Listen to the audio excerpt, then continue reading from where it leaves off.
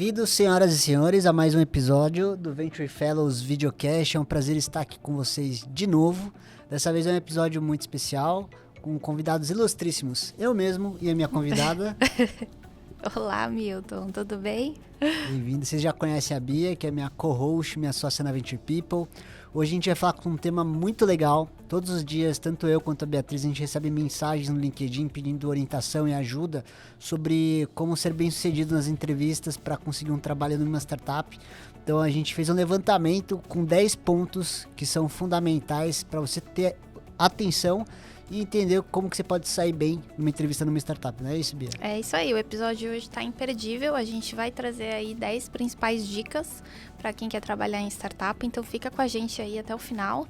Não esqueça de curtir, compartilhar, comentar também e deixar também, se alguma coisa não ficar clara, deixar sua sugestão, seu comentário para que a gente possa responder para vocês aí nas redes sociais. Muito bom, então a gente vai começar com a primeira recomendação. Qual que é a primeira recomendação, Bia? Pode parecer muito simples ou até um pouco óbvio, mas acho que a primeira recomendação é autoconhecimento. Então, o que isso quer dizer, né?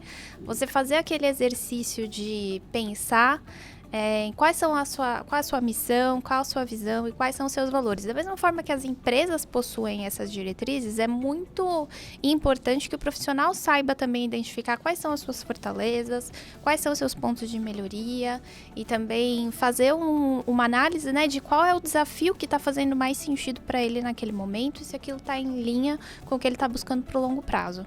É isso aí, e lembrando, missão é aquilo que você faz bem. Missão dada, missão cumprida, não é? Então, todo mundo tem uma missão na vida ou que sabe que faz muito bem. No caso, eu e a Bia, o que a gente sabe fazer muito bem é contratar gente para startup. Então, nossa missão é muito clara, contratar gente bem para startup. Quando você olha para a visão, que nem as empresas olham, a visão dela de longo prazo é onde ela quer estar daqui 10 anos. Então é muito importante você saber aonde você quer estar daqui 10 anos na sua carreira. Você quer estar como um C-level, você quer ser CEO de empresa, quer ser dono de empresa, quer ser professor. Existem muitos caminhos que você pode ter no longo prazo e você tem que fazer um plano de ação que esteja alinhado com a sua missão e com a sua visão. E aí, por fim, a gente não pode esquecer dos valores, né? Os valores são coisas que a gente usa como os fundamentos, as nossas bases para a gente fazer o que a gente faz bem todos os dias. Por exemplo, um dos meus valores, disciplina, cabeça de dono. Transparência, colaboração, coisas que são essenciais para você, tanto do ponto de vista pessoal quanto profissional, porque conforme a gente vai se tornando aí mais experiente no mercado, é muito comum que essas duas figuras se entrelacem, né? Principalmente hoje em dia. Então, é importante ter essa visão não só no profissional, mas no pessoal também. E é legal falar que quanto mais autoconhecimento você tem, fica mais simples você definir isso, né? Porque é comum quando as pessoas vão desenhar o autoconhecimento com missão, visão e valores, elas começarem a colocar em uma lista, uma sopa de palavras ali que depois viram Frankenstein e aí no final você não sabe nem para onde você está indo. Então é um trabalho que você não vai conseguir do dia para noite. Você tem que estar sempre se questionando todos os dias para construir um plano, então é legal você tomar nota, deixar isso marcado, que toda vez que você for pensar um plano de carreira, um próximo passo, você vai ter ali uma colinha para você não fugir do seu caminho, né? Se 10 anos parecer, né, um horizonte de tempo muito longo, uma dica é tentar pensar num curto prazo, né? Talvez pense aí 3 anos, 1 ano e faz uma engenharia reversa. E o que eu preciso fazer para estar nesse lugar daqui a 1 ano? Então, o que eu preciso conseguir conquistar em 9 meses, em 6 meses, em 3 meses, em 1 mês, em 1 semana, para conseguir estar lá nesse período. Então, essa é uma dica boa aí para quem quer pensar, começar a fazer esse exercício de pensar mais no longo prazo. Muito bom.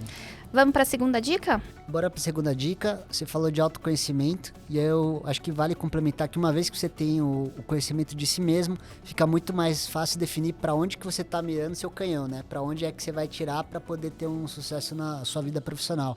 Então eu colocaria como segundo ponto, mapear o mercado.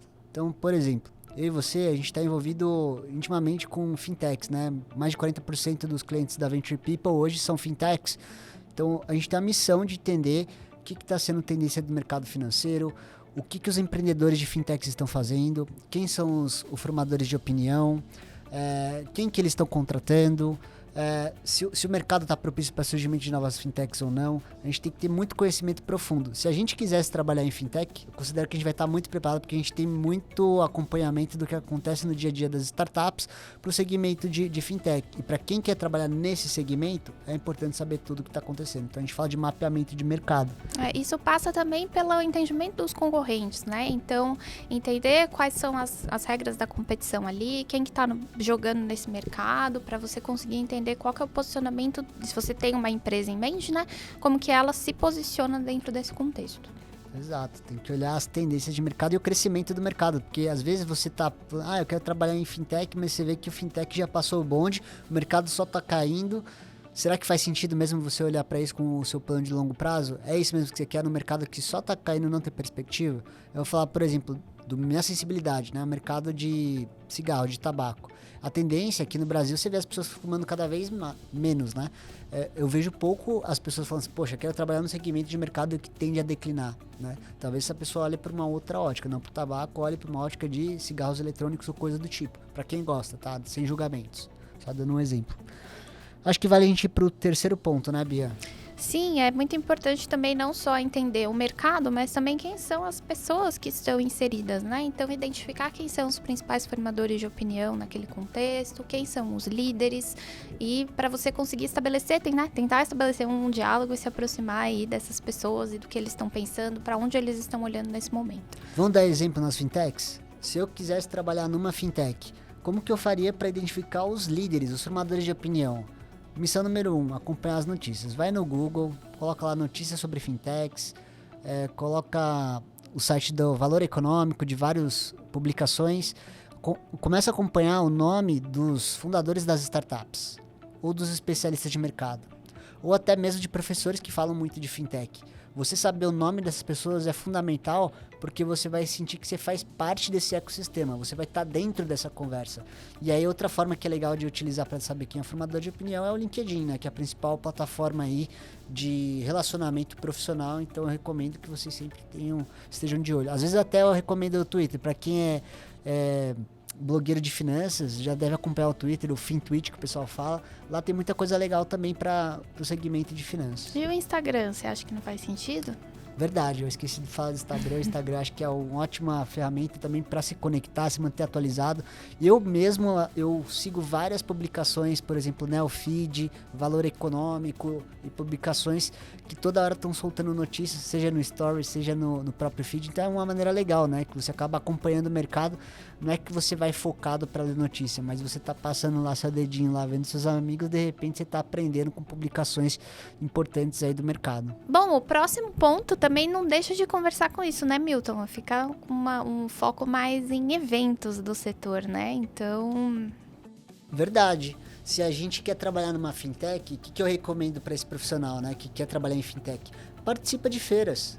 Tem feira da Febraban, tem eventos da própria Distrito, que é uma plataforma, um ecossistema aí que olha para diversos segmentos de startup, que eles têm um direcionamento para fintechs. Você tem a Associação Brasileira de Fintechs, tem muitos organismos, órgãos, né, no mercado de startups que são temáticos olhando para o mercado de fintechs. E você participar desses eventos é uma ótima oportunidade de você se conectar de uma maneira genuína com outras pessoas, né? Muitas vezes tem gente que tem dificuldade de se conectar no LinkedIn com pessoas que nunca falaram antes. Então participa do evento, vai lá, vê uma palestra, começa a trocar ideia com a pessoa que está do seu lado. Num contato despretensioso, às vezes você pode encontrar pessoas que podem te abrir oportunidades. Então fazer networking presencial ali é tão importante quanto o online. Nós mesmos, né, na VP, a gente tem a nossa comunidade de CTOs, vira e mexe, a gente organiza ali alguns eventos, né, para promover essa integração entre os participantes do mercado. Isso pode ser uma ótima oportunidade de entrar em contato com outras pessoas e usar também as redes, né, tem as redes de anjo, vou falar aqui um pouquinho do FEA Angels também. É uma ótima oportunidade de conhecer outros profissionais do mesmo setor, que estão olhando para as mesmas coisas que você. É legal falar, porque nas redes de investimento anjo tem muita gente, por exemplo, no FEA Angels, né, uma das entidades que eu ajudei a construir do zero. A gente tem muito investidor que está lá para investir em startup e tem muita gente que não é investidor ainda, que está se preparando e está se conectando e quer conhecer um pouco mais sobre o mercado. Então, lá no caso do FEA Angels, a gente tem alguns associados que entram, não necessariamente para investir no primeiro momento, mas para saber como funcionam as startups, como que é investir numa startup, o que olhar antes de investir. E isso também é até um paralelo para quem vai trabalhar em startup, porque muitas vezes uma pessoa opta por esse caminho de trabalhar nessa organização, abrindo mão de remuneração de curto prazo para ter o stock options dessa empresa. E quando a gente faz isso, a gente tem que considerar que a gente é um investidor anjo dessa startup, que a gente está deixando de receber aquilo que a gente poderia estar ganhando no mercado para investir o nosso tempo nessa startup em troca de uma participação acionária, que ao longo do tempo pode valer muito dinheiro ou não, que nem o investidor anjo faz quando ele coloca os seus recursos para investir numa startup. Então eu acho importante você ter colocado esse tema das redes de investidores anjos, porque traz essa reflexão, dá uma visão de investidor para quem também trabalha como key employee, que a gente chama, que são esses funcionários que entram com pacotes de stock options, que é uma forma que as empresas do tipo startup utilizam para conseguir atrair bons profissionais, uma vez que eles não têm tantos recursos no curto prazo, né? Sim, quanto mais early stage uma startup, mais importante se torna, né, fazer essa análise, ir a fundo, entender todos esses pontos aqui que a gente está trazendo. Então, realmente são dicas valiosas aí para quem está passando por esse momento de ou tá numa transição de carreira, ou tá pensando em trocar de oportunidade. Então, realmente olhar para a oportunidade de trabalho como um investimento, né? Não deixa de ser um investimento. E Bia, você tocou nesse ponto que quando a gente estava vindo para cá, pro podcast, uma pessoa me fez uma pergunta no LinkedIn e no Instagram, foi ao mesmo tempo. Como que eu faço a conta, profissional que quero trabalhar numa startup, se vale a pena ter stock options de uma startup ou não? A verdade é que não tem uma resposta pronta e uma solução para esse problema. Dá um outro episódio inteiro falando sobre né? esse assunto. Então, se você fez essa pergunta, fica ligado aqui no nosso canal que a gente vai fazer episódio específico para falar de stock options, tá bom? Indo para o quinto ponto, então, né? A quinta dica, na verdade, seria olhar o mercado, né? E o que é isso? Basicamente é fazer aquele exercício diário de acompanhar notícias, ver o que está acontecendo, olhar portais específicos, né, para startup. Você quer dar algumas dicas, Milton? Vamos falar dos principais portais de notícias que eu, no seu lugar, estaria olhando todos os dias de manhã. Lá na Venture People a gente tem um negócio que chama Morning Call. Todo o time a gente se reúne 9 horas da manhã para falar sobre as principais notícias do ecossistema de startup, inovação. E eu recomendo que vocês acessem o nosso Telegram, que a gente compartilha esse Morning Call, tá aqui um spoiler. Eu vou deixar o link aqui embaixo no canal do YouTube, do Spotify, para vocês terem acesso a esse Morning Call. Mas basicamente, a gente tem que acompanhar o startups.com.br do Gustavo Brigato. Um abraço, Gustavo, meu grande amigo aí. Segundo portal, Brasil Journal. Terceiro portal, Neofeed. Quarto portal, Pipeline Valor. Quinto portal, valor.com.br, também é do mesmo grupo, né?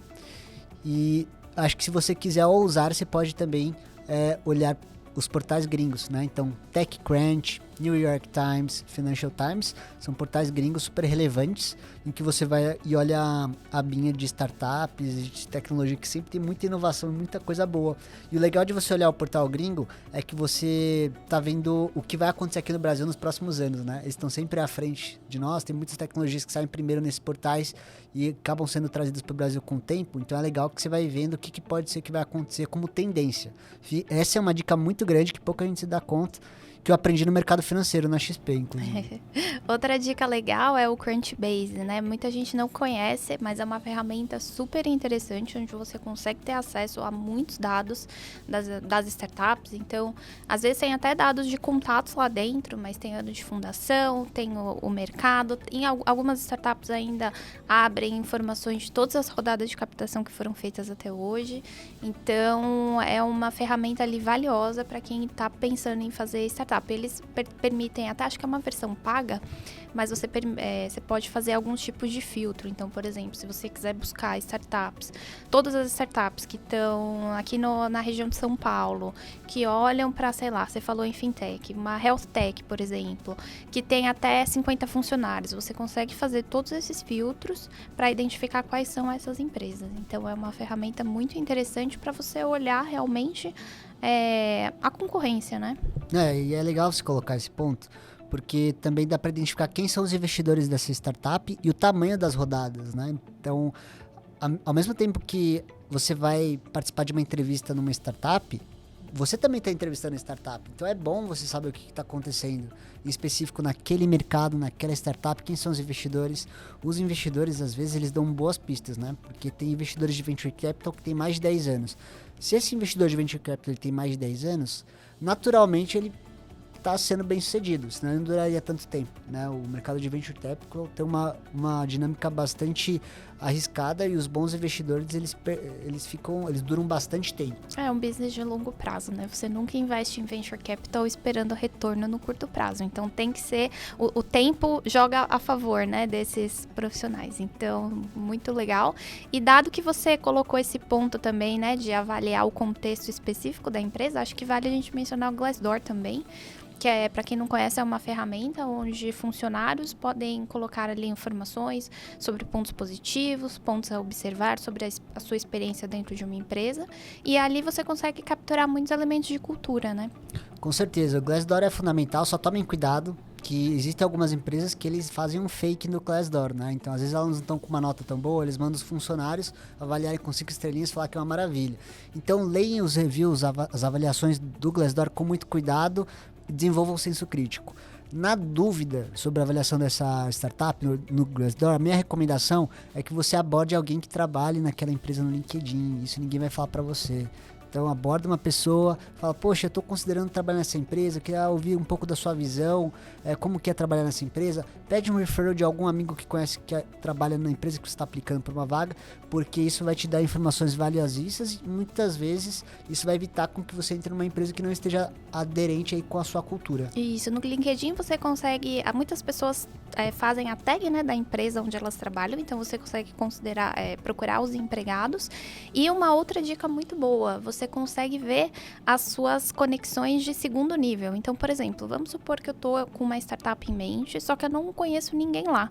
Eu consigo ver se alguém da minha rede conhece alguém que trabalha lá, uma conexão de segundo grau. Então, eventualmente, um amigo pode me colocar em contato com um outro amigo para a gente trocar uma ideia, né? Com certeza. E acho que vale a gente ir pro sexto ponto, né, Bia? Isso, aí já entrando um pouco, né, vamos supor que você tenha dado uma olhada no mercado e que você tenha identificado uma posição que você tenha gostado, que você acha que tem fit com o que você está buscando, né? Nesse cenário, é muito importante você analisar profundamente aquele job description, né? Quanto mais você souber daquele job description, do que estão pedindo, quais são as atividades, você consegue fazer um plano mental legal. Onde é que eu desempenhei essa atividade? Quais foram os resultados que eu entreguei para essa atividade que está descrita no job description? O próprio job description já é uma entrevista de você com você mesmo. Você faz um autoconhecimento de você em relação àquela posição. Eu acho que tem um outro ponto também que é relevante, é você pesquisar job descriptions de outras empresas para posições semelhantes, para você entender o que as outras empresas estão fazendo e por que eventualmente aquela empresa tem alguma demanda que nessa não tem, até para você levar com uma pergunta para o entrevistador. Isso é um ótimo insight para você fazer provocações inteligentes para o entrevistador da empresa e demonstrar que você está interessado na posição. Sim, esse ponto das perguntas, já indo, né, para o nosso ponto número 7, é um ponto extremamente importante, não só porque demonstra o seu engajamento, mas porque realmente é uma oportunidade de você entender melhor e ir a fundo ali para entender se aquela posição de fato é para você. Então, é uma dica que a gente sempre leva para os nossos candidatos e o difícil é identificar o que perguntar, né? Mas a gente tem duas dicas também dentro dessa dica número 7, de quais são as perguntas mais importantes para você levar numa entrevista. A primeira delas é em relação a expectativas. Então, seria fazer um exercício com o seu entrevistador na seguinte linha. O que eu tenho que ter feito daqui a um ano, supondo que você me contratou, para ter sido muito bem sucedido nessa posição? Inclusive, essa é uma pergunta que a gente faz com os nossos clientes da Venture People, porque isso faz muita gente que está contratando pensar duas vezes em quem que vai contratar. Porque, às vezes, o contratante, ele abre a posição sem ter pensado nesse plano de um ano. E é importante você ter um planejamento do que é a expectativa, até para você dimensionar budget e até você passar para o candidato a segurança do que você está buscando nele, né? Então, perguntar isso para o entrevistador é fundamental, porque vai te dar visibilidade se vai ter um crescimento de time, se vai ter budget para fazer o que você precisa fazer, se você vai ter condições de entregar aquilo que ele está esperando. Então, é fundamental você fazer perguntas que tirem também o entrevistador da zona de conforto, né? A gente entende que quando a gente está sendo entrevistado como candidato, a gente sai da zona de conforto. E é recíproco, você tem que também pensar em perguntas que eventualmente tirem o entrevistador fora da zona de conforto, para repensar. Porque é aí que você se destaca da concorrência. Exato. E a segunda pergunta que a gente dá de dica aqui é tentar entender se essa posição foi uma reposição ou se é uma posição nova. Isso vai te dar dicas, né, do momento daquela startup. Você vai conseguir entender em que contexto você vai estar se inserindo e também, eventualmente, se for uma reposição, entender por quê, o que aconteceu, se é uma pessoa que está indo para uma oportunidade melhor ou se é uma pessoa que, eventualmente, não estava performando. Isso vai também te ajudar a entender quais são as expectativas para você dentro daquela posição. No final, é tudo uma questão de alinhamento. Aliás, é um excelente sinal quando era como se fosse uma reposição. Por quê? Em alguns casos, os profissionais que trabalham nessa empresa estão sendo promovidos. E isso é um indicativo que a empresa está crescendo, está se desenvolvendo e promovendo novas lideranças, que você tem a oportunidade de crescer na empresa. Então essa pergunta é muito importante e subestimada nas entrevistas. Ou pode até ser uma contratação mais específica. Então, por exemplo, a gente tinha uma área que cuidava do marketing como um todo, mas agora a gente precisa de alguém que vai olhar especificamente para o SEO, por exemplo, que foi o outro episódio que a gente fez com o João. E a pessoa que está nessa cadeira de marketing não consegue mais olhar. Então, isso é um sinal também de que a empresa está aquecida, de que está vendo bastante demanda e que a empresa, no final, está crescendo. Vamos passar, então, para a dica número 8, que seria durante a conversa, né? Como que você vai demonstrar todo o seu potencial para aquela posição incrível? É aí onde mora o perigo, onde muita gente falha, né, Bia? Eu costumo dizer para os entrevistados que a melhor dica que eu posso dar é: toda vez que você for se apresentar, utilize a ordem cronológica nas suas passagens profissionais e nos seus projetos. Tenha uma ordem cronológica linear para você criar uma história daquilo que você já fez no passado, que tem começo, meio e fim e que conte de uma forma que engaje o entrevistador. Tá? O que eu quero dizer com isso? Você tem que ter os principais resultados que você entregou nas suas passagens profissionais. Você aumentou o lifetime value, né, que a gente costuma dizer, o LTV, o quanto de valor que o cliente traz para a empresa com as suas iniciativas. Se aumentou, quantos por cento? Né? Você reduziu o custo de aquisição de cliente? Quantos por cento? Qual que era o custo A e qual o custo B? Mas não só isso, não é basta apresentar o resultado. Você tem que falar como que você fez isso e não de maneira genérica. Então, por exemplo, qual que é o principal erro do pessoal? Eu aumentei o LTV de R$10 para R$100. Legal, como? Implementei uma estratégia de SEO. Não é satisfatório esse tipo de resposta. Você tem que colocar, eu aumentei de 10 para 100 porque eu implementei uma estratégia de SEO em que eu falava de determinados temas, em que eu conseguia gerar valor para o cliente, que ele entendia que quanto mais tempo ele ficasse com o meu produto, ele conseguiria gerar mais valor para a empresa e gerar valor para si mesmo, né? Então existem várias estratégias aí que você pode utilizar. Você tem que olhar o contexto para a vaga que você está aplicando. A gente está falando aqui de marketing, né, como exemplo, mas você poderia fazer de vendas, de finanças, de tecnologia, de várias formas, mas sempre com começo, meio e fim. E conta uma história.